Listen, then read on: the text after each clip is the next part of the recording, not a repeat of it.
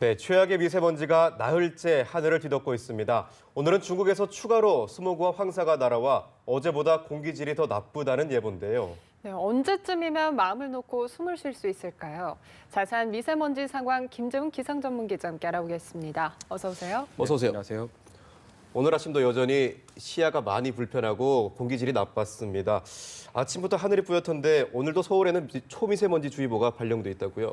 네, 오늘도 미세먼지가 기승을 부리고 있습니다. 15일, 그러니까 지난 월요일부터 벌써 나흘째 잿빛 하늘에 공기가 탁한 상태가 이어지고 있는데요. 오늘도 수도권에서 미세먼지가 좀 가장 심각한 상태를 보이고 있습니다.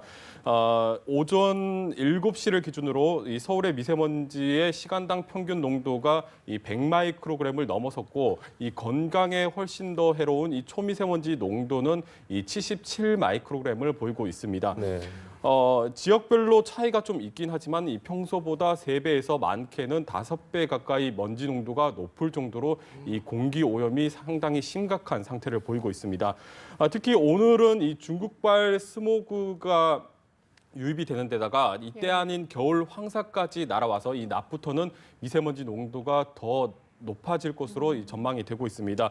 오늘 전국 대부분 지방에서 이 종일 미세먼지와 초미세먼지 농도가 이 나쁨 단계 이상을 보이겠고, 일부 지역에서는 매우 나쁨 단계, 그러니까 이 최고 단계까지 먼지 농도가 올라갈 것으로 보여집니다. 오늘 외출 시에는 이 좀 반드시 마스크를 좀 챙겨서 나가시는 게 좋겠습니다.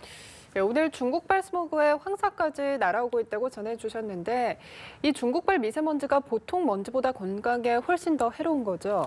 네, 한국에서 발생하는 미세먼지나 이 중국에서 발생하는 미세먼지가 몸에 해롭기는 사실 마찬가지긴 합니다. 네. 하지만 이 중국에서 발생하는 이 미세먼지가 이 성분적인 측면에서 좀 다른 모습을 다르게 나타나고 있고, 특히 이 중국발 스모그가 몰려올 때는 이 입자가 작은 이 초미세먼지가 동반되는 것이 특징입니다. 이 초미세먼지는 입자의 크기가 머리카락 굵기의 20분의 1에서 이 작게는 30분의 1 수준을 보이고 있기 때문에 우리 호흡기로는 걸러지지 않고 폐까지 침투를 하게 되고, 심지어는 이 혈관까지 침투를 하게 됩니다. 따라서 이 세계보건기구에서는 이 초미세먼지를 1급 발암물질로 지정해 놨습니다.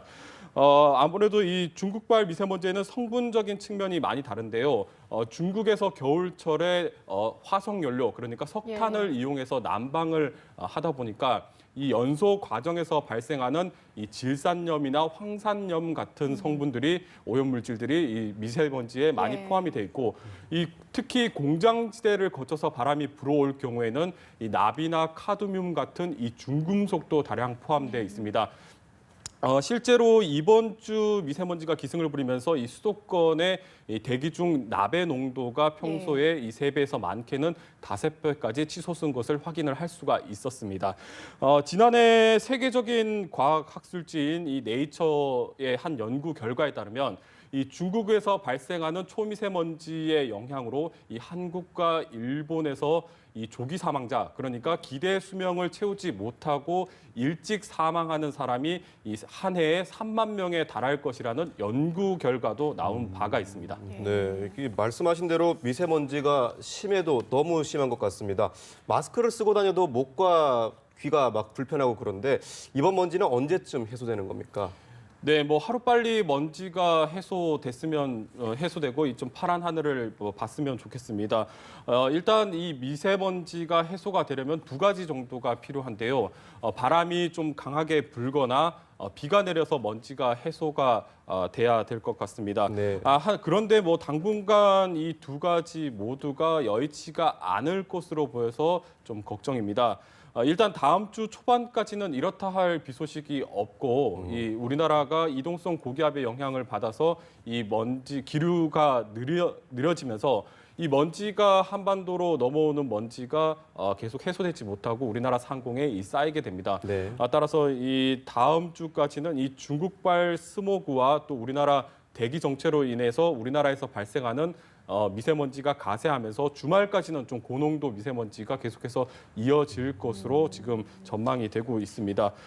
최근에 워낙에 먼지가 기승을 부리다 보니까 이 차라리 뭐 추운 게 낫다 뭐 이런 얘기를 많이들 하시는데 이번 미세먼지도 결국은 좀 추워지면서 해소가 될 것으로 전망이 되고 있습니다. 다음 주 초반에 이 남부 지방으로 한 차례 비구름이 지날 것으로 예상이 되고 있는데 이 비구름이 지난 뒤에 한반도 북쪽에서 찬바람이 불기를 시작을 하면서 다음 주 중반에 서울의 기온이 영하 10도를 밑도는 한파가 찾아올 것으로 보여집니다. 따라서 이 한파가 시작되면 미세먼지가 밀려나가면서 좀 해소가 될 것으로 보여집니다. 즉 결국은 날이 좀 추워져야 먼지가 해소될 것으로 보여지는데 다음 주에는 날은 좀 춥긴 하지만 좀 그래도 마음 놓고 공기는 마실 수가 있을 것 같습니다.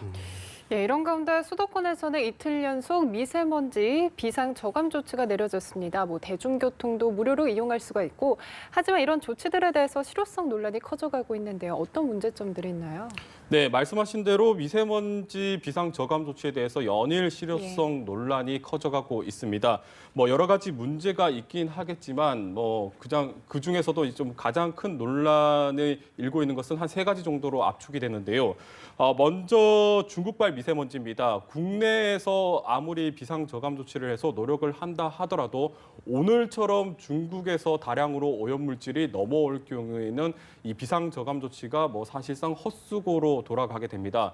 실제로 지난 연말에 비상 저감 조치가 처음으로 발령됐을 때도 이 중국발 미세먼지가 유입이 되면서 시간이 갈수록 오히려 먼지 농도가 치솟은 사례가 있었습니다. 두 번째로는 발령 기준입니다. 현재 비상 저감 조치는 자정에서 오후 4시까지 미세먼지 농도가 나쁨 단계 이상이고 그리고 다음 날에 초미세먼지 농도가 나쁨 단계 이상으로 예보가 될 때 발령이 됩니다. 그러니까 전날 오전의 미세먼지 농도와 다음 날 예측치를 가지고 발령을 하게 됐는데 아무래도 오후에 미세먼지 농도가 높아지거나 다음 날 예보가 틀릴 경우에는 좀 현실하고 동떨어지게 발령이 될 수도 있고 안 될 수가 있는 상황이 발생을 하게 됩니다. 마지막으로는 이 참여도가 낮다는 것입니다. 미세먼지 비상 저감 조치가 발령을 하면서 대중교통을 무료로 이용할 수 있는 이 좀 다소 파격적인 정책을 펼치고 있지만 실제로 서울시 교통량이 불과 2%밖에 줄지 않은 것을 봤을 때 아직까지는 이 비상저감 조치가 실효성이 낮다고 볼 수가 있습니다. 서울시에서는 이 비상저감 조치를 앞으로 계속 시행한다고 지금 발표를 한 상태이기 때문에 계속해서 논란은 더 커질 것으로 보여지고 있습니다. 예, 알겠습니다. 오늘 외출하실 때 마스크 꼭 착용하시고 외출하시기 바랍니다. 지금까지 김재훈 기상전문기자와 함께 날씨 알아봤습니다. 고맙습니다.